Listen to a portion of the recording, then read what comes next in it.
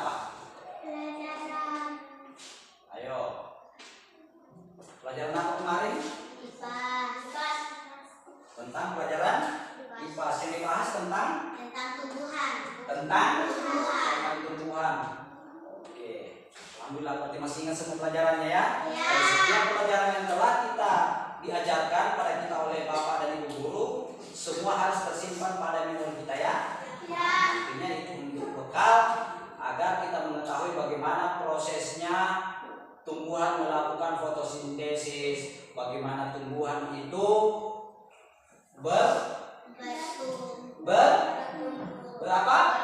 bertumbuh berkembang atau berkembang. Ya. Oke, silakan berdiri dulu semua. Silakan berdiri, keluar di bangkunya. Mundur ke belakang semua. Oke. Berjejar, kasih bagus. Oke. Ikuti perintah Pak Guru ya. Maju. Mundur. Maju. Mundur. Belok kanan. Belok kiri. Mundur. Mundur. Maju. Maju. Tepuk tangan dulu. Silakan dulu.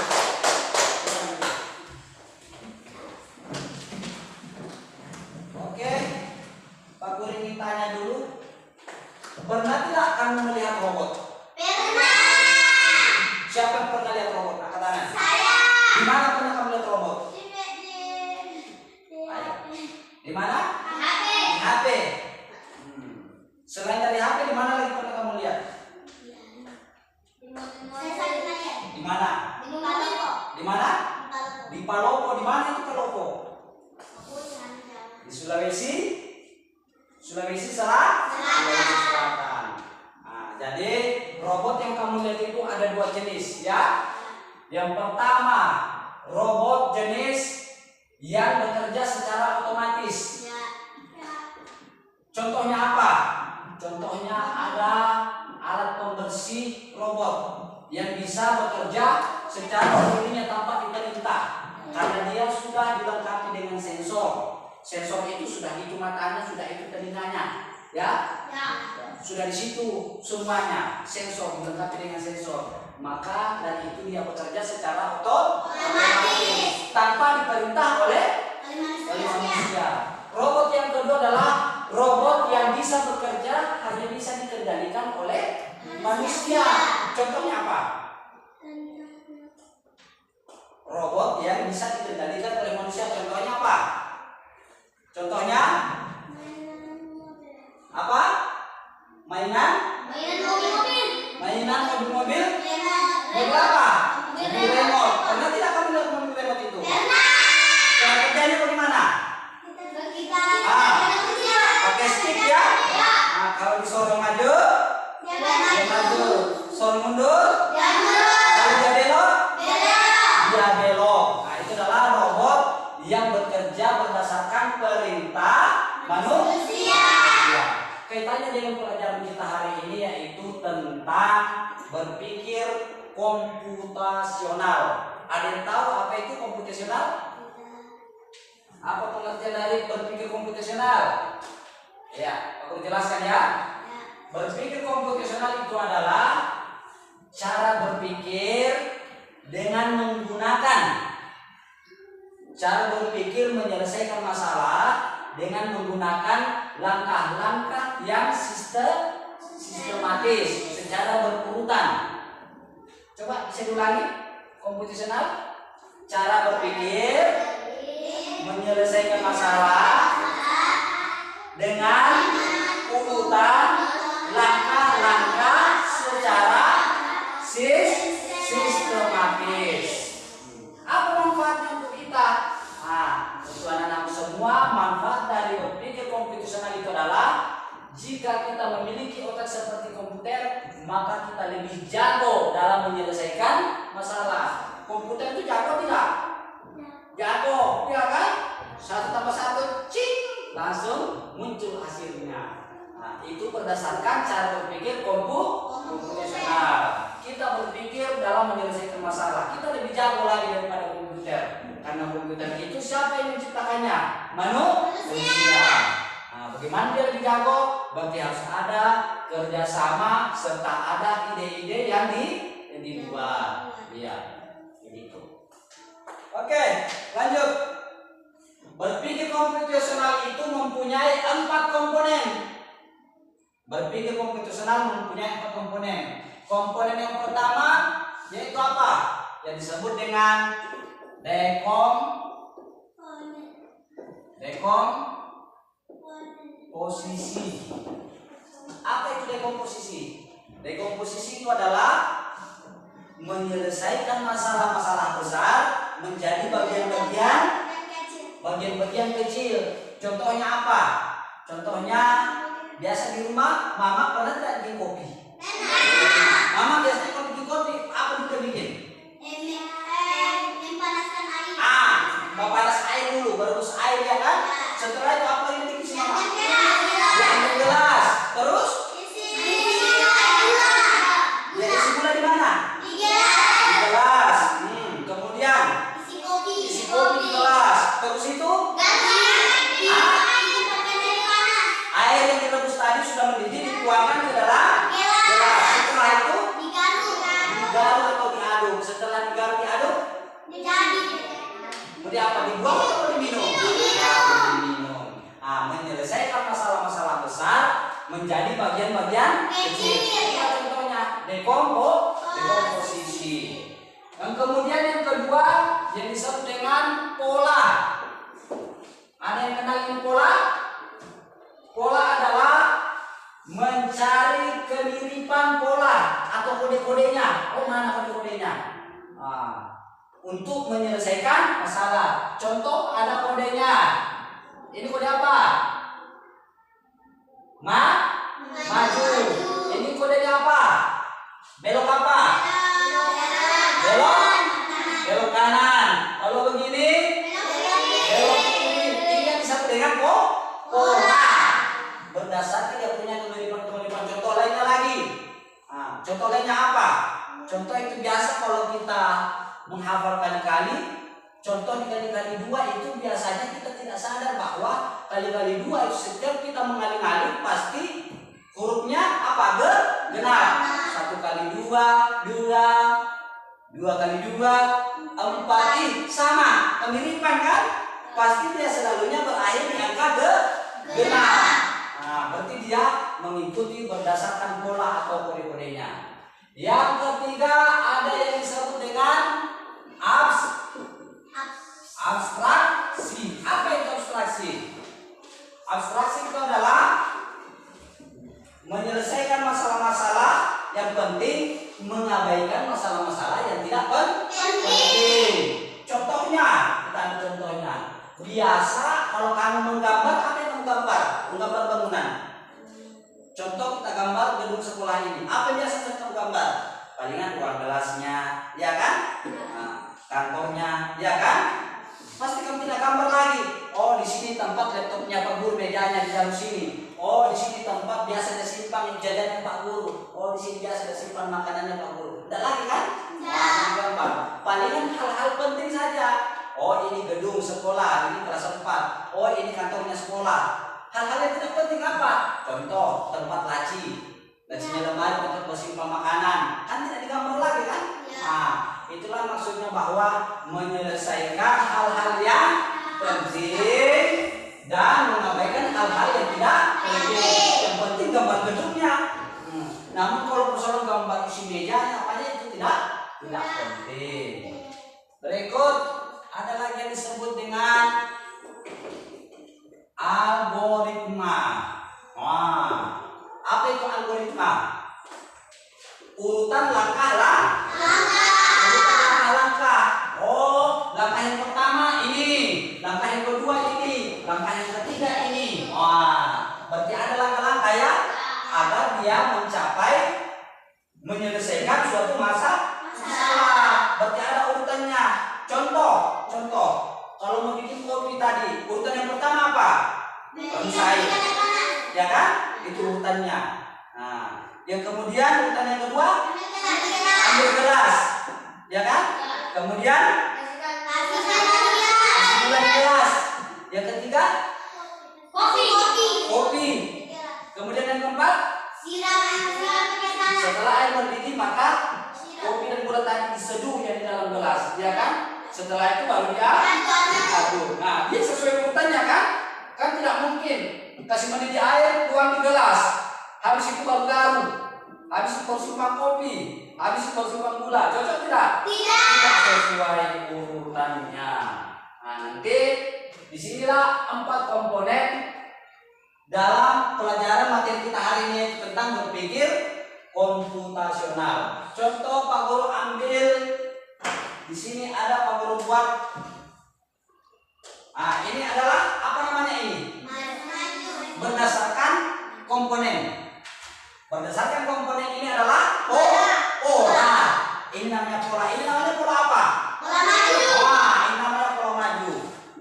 Oke. Ini namanya pola maju. Oke, maju 2 langkah. Berdasarkan pola. Sesuai dengan urutannya. Berarti kalau sesuai dengan urutannya berdasarkan yang disebut dengan algoritma. Maju 2 langkah, belok kanan 1 langkah. Sesuai urutannya untuk mencapai apa? Tujuan dalam menyelesaikan masalah. Oke, lanjut.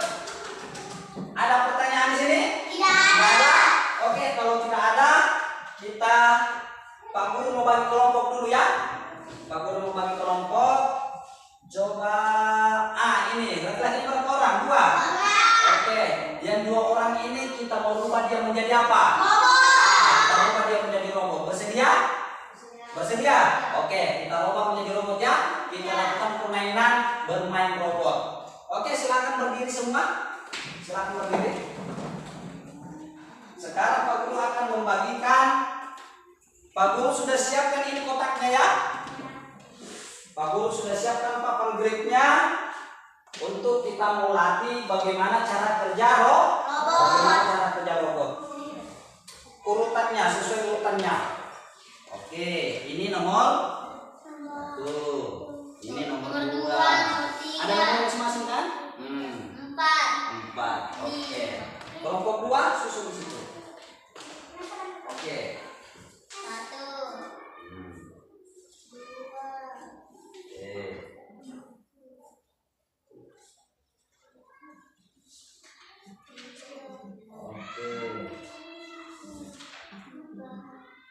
Oke.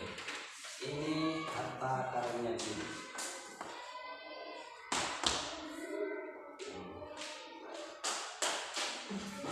Oke, kita sediakan harta karunnya ya. Jadi masing-masing kelompok mengambil harta karunnya sebentar ya.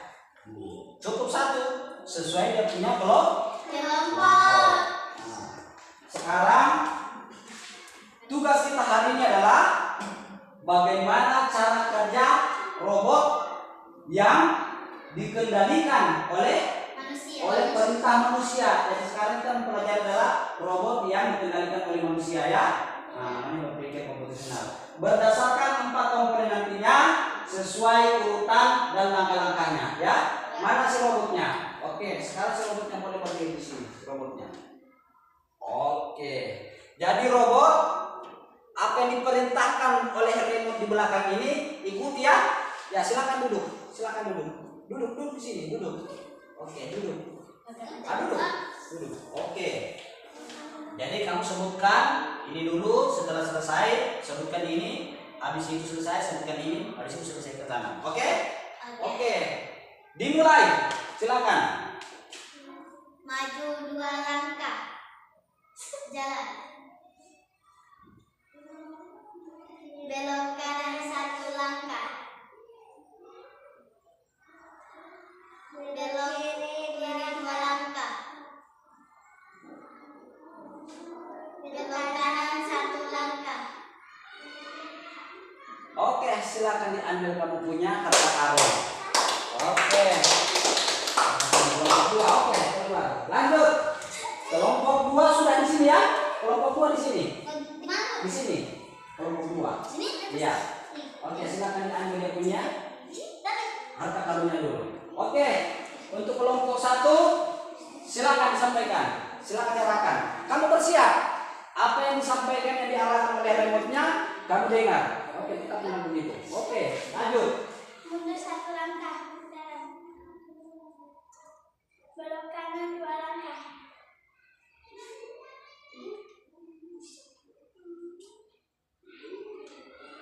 Belok kanan 1 langkah. Mana kananmu? Belok kiri 2 langkah. Oke, tepuk tangan dulu. Oke.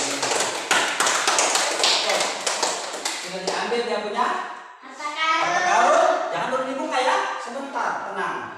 Oke. Kaitannya dengan belajar berpikir komputasional.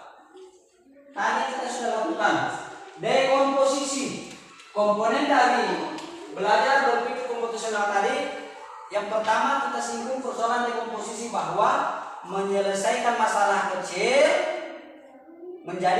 menyelesaikan masalah besar menjadi bagian-bagian kecil. Berarti hanya dia mengingat oh masalah kecil apa? Oh maju, oh belok ya seperti ini tadi. Oh maju 2 langkah. Jadi robot hanya mengingat perintah. Oh 1 langkah. Pertanyaannya, kenapa si robot tadi tidak langsung saja ke sini?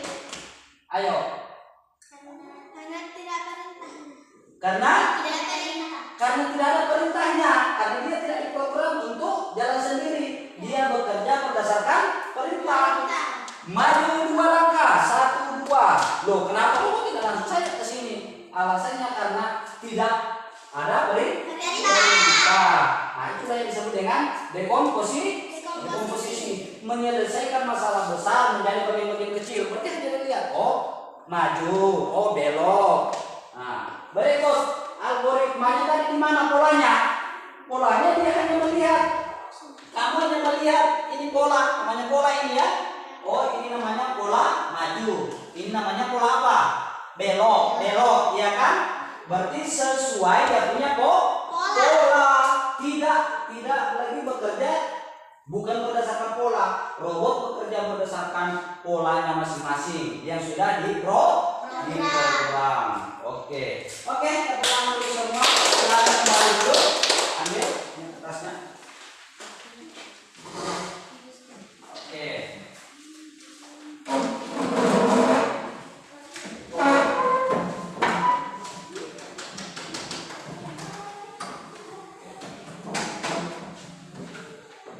Alhamdulillah, luar biasa kesempatan menyelesaikan praktek bagaimana cara berpikir komputasional.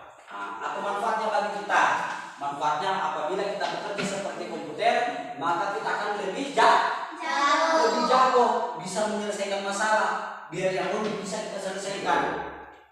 Kita bisa bekerja sama dengan mengembangkan ide-ide. Itu. Jadi hari ini pelajaran tentang berpikir komputasional kita sudah jalani dan kita sudah ajarkan. Pertanyaannya, Pak Guru ingin tanya kembali. Kira-kira menurut kamu tadi masih ingat penjelasannya Pak Guru? Apa itu berpikir komputasional? Ayo. Siapa masih ingat? Berpikir komputasional itu adalah cara berpikir menyelesaikan masalah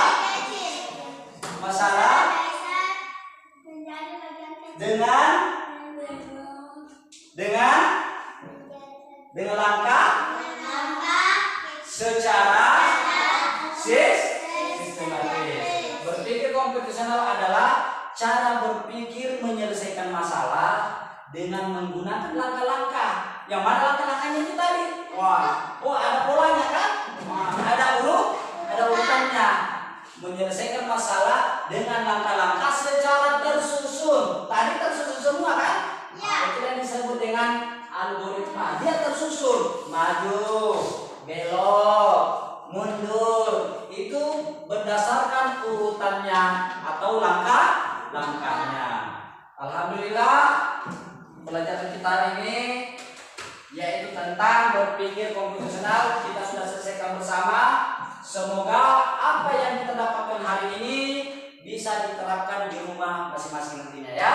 Ya. Dan berakhirnya pembelajaran ini, mari kita ucapkan hamdalillah. Alhamdulillahirabbil alamin. Assalamualaikum.